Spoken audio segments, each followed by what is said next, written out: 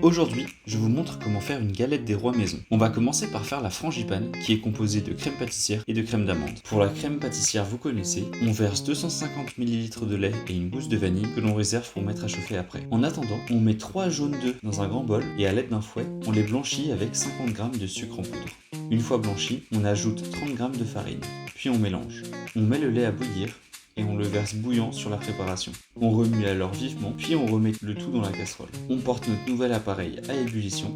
Voici la texture que vous obtiendrez. On le débarrasse et on le laisse refroidir ensuite. Maintenant qu'on a fait la crème pâtissière, on passe à la crème d'amande. Pour la crème d'amande, on découpe du beurre mou et on le met dans un saladier.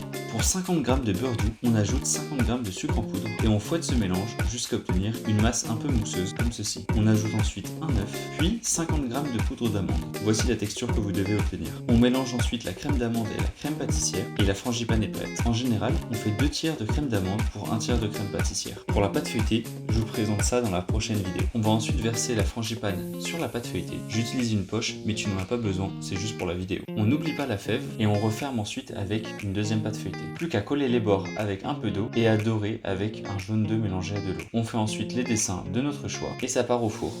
Et voilà!